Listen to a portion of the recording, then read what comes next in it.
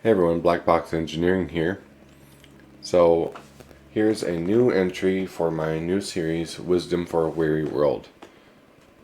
It's hard to be friends as an adult, especially in the age of the internet. Nobody has time for you, it seems, and you don't seem to have time for other people either. We've got these fractured relationships, and sometimes we feel like we're owed because someone else ghosted you. We have become used to this vicious cycle where you'll talk to your friend every once in a while, you end up forgetting to catch up, or they do, then you start feeling like they're singling you out. We can't help it, we feel betrayed.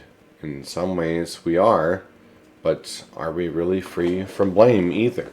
Or are we really free to say that we haven't been part of the problem? Everyone acts like a hypocrite sometimes. A really chipper way to start the video, huh? I know. But I've got a point here, so let me get into the details. So these are artifacts of being instantly connected to our friends. We lose patience quickly. We forget that other people do have lives easily. Sometimes there really is such a thing as a good excuse. And I don't mean the kind of excuse where you're just being passive and petty.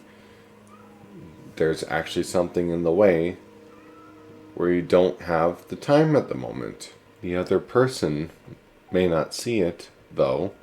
Before long, it can build up to this point where the other just forgets because so many things pop up that you become consumed in your own little bubble, and they can too. Let's be real. One-sided relationships feel terrible, especially when you start to notice them. Sure, you might have done the same thing too, but the moment you acknowledge it, it does become this little sliver in your heart, or it can. The temptation is letting bitterness set in. You may start formulating these ideas where maybe the person doesn't really like you, or you tend to be a moocher, or you are manipulating it. There hasn't been a precedent for this, but the urge to find blame or accusation is burning there. You may even start to think, why bother contacting them at all? They're not a good friend. I'm here to say that this is a trap set by the devil. Here's a hard lesson that I've had to learn. Sometimes we have to be the beaten anchor in the relationship. Unfortunately, it's already become one-sided. It does hurt you because you cherish the time you have with people. You have every right to feel betrayed, because in all reality there is something on your end and the others where someone's doing something selfish. That's just the reality of it. The counterintuitive move that is both kind and wise is to metaphorically take the beating and be the person who still keeps the conversation going. The common phrase is be the bigger person. And I don't mean pride it around like you're the only moral one and you're so high above them because you're the one who keeps the relationship alive or whatever. That's prideful. Don't do that. Because there's a possibility that you've made the same mistake. There is no gain in playing this blame game where, well, you did the same thing, you did the same thing.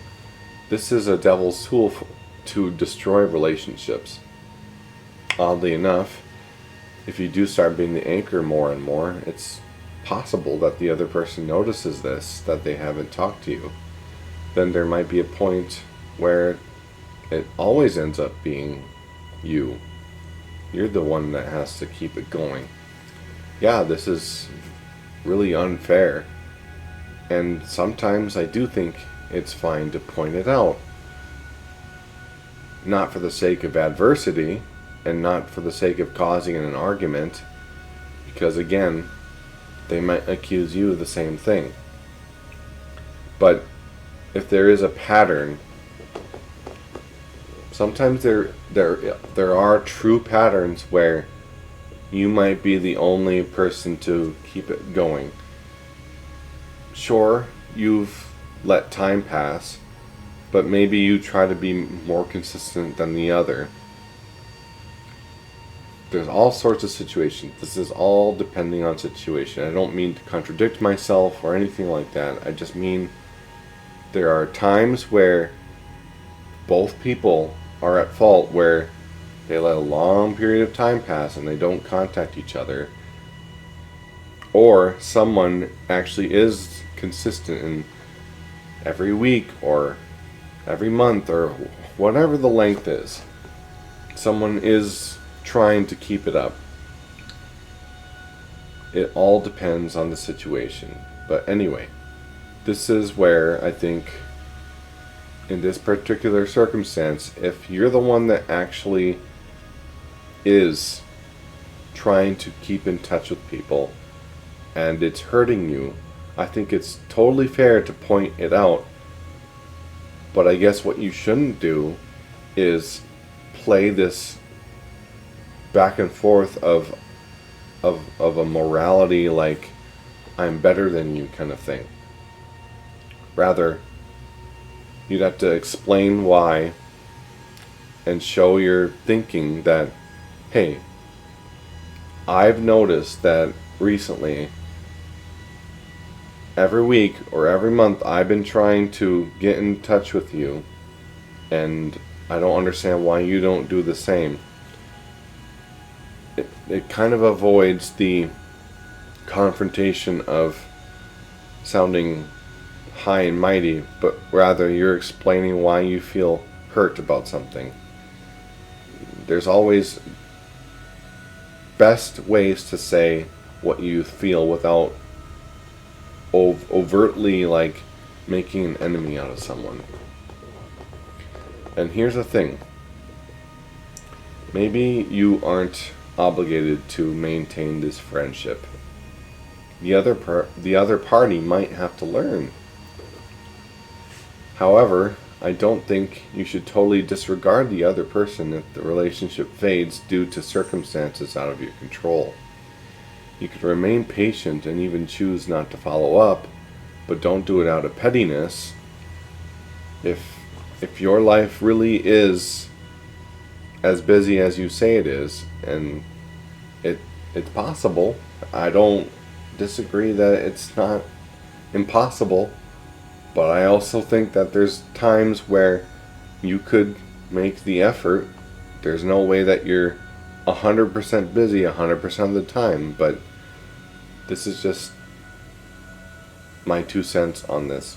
If you choose not to follow up, there are circumstances where it's not necessarily wrong to do that. What you can't let happen is let the bitterness set in. I think that corrupts the soul and will fester until hatred becomes the only thought that brews in your mind. You can remain silent, yet still faithful as a beaten anchor. If they come back to you, then welcome them as if nothing happened. Rejoice because you have gained back a friend, and probably for the rest of your life. If not, then it is sorrowful, but not for you. At that point, it really is the other person who has become distant. They've decided it's no longer worth the time. But you're the one who chose to wait because you still care. And I just think it takes a lot of careful thought on why you're staying silent. I'm just trying to think of like a situation. Give me a moment here. Well, maybe there's something like tragic or hurtful, or or really bad going on in the other person's life, and they're so grief stricken that instead of wanting to talk to people, they shut down. And that is a response to grief. And it happens. And they don't mean to isolate people, or really isolate themselves. They're responding to this process in a way that may be best for them, and they don't realize that they might be hurting people, and they don't mean to be, because I think that the concept of never assume malice when it is most likely ignorance or naivety, because it's really easy to just get caught up in what you're doing in life. And the hard responsibility is that I don't want anyone to become like this silent person. I don't think that's ideal. What I meant by that whole thing where you might choose to be silent, maybe that's the only option at that point. But there's also, I think it may be better to be the steady anchor that actually reaches out. And it's super unfair. That's my whole point. But so you're disregarding the pain that comes from them not giving an equal-sided effort. And you're deciding to push that aside and still find a way to talk to someone. And maybe you have to do it more often. Who knows? There's all sorts of situations that can come up. That's really my whole point. And if you decide to still stay someone's friend, regardless of how they treat you, that is the most loyal thing someone can do. I have a friend that used to be, well, I still consider him to be my best friend, that we were like tied together. Our families were great friends, and we grew up basically from being babies. That's how close we were. And over the years, we still hung out, and we played in the bandit youth group together. We did all these different things together, and then he went to Bible college, and I stayed behind at my town, and I became an engineer, and he moved away to a different state. And for the longest time, we didn't really talk at all, because I didn't know his number. I didn't have any contact, and that hurt. But so I took the effort to find his information so that I could try to build it back up. And I actually managed to visit him, and we had a good time talking. And now that he's so involved as a pastor and everything, I have to acknowledge that there's a lot of different things in his life right now, like being a pastor of a small church, being a youth leader, all these different things in service that he feels obligated to do makes it really hard for him to talk with me all the time. And I understand that maybe it has to be where I have to reach out, and that's okay with me. I wish that a lot of my friends would reach out more, but I'm not going to hold it against them if they don't, because maybe there's something that takes a lot of time. Maybe there is. And that's kind of why I made this video. You have to switch your perspective from being to having that victim mentality, because everyone has the same opportunity to build up a false model of someone in their heads. Everyone has the ability to think that the world owes you something, and it can really start becoming selfish, and you even start thinking that you're above other people and all that, and then you start holding this grudge, and over the time you can really start thinking messed up things. I've been there, I've done that, and I hate it. So I'd rather not harbor ill feelings towards people that I do care about. And I'll take on responsibility. I'll try to keep in touch with people. It might not be as often as I want either, because I have my own different things that I do, and honestly, it really is easy to forget.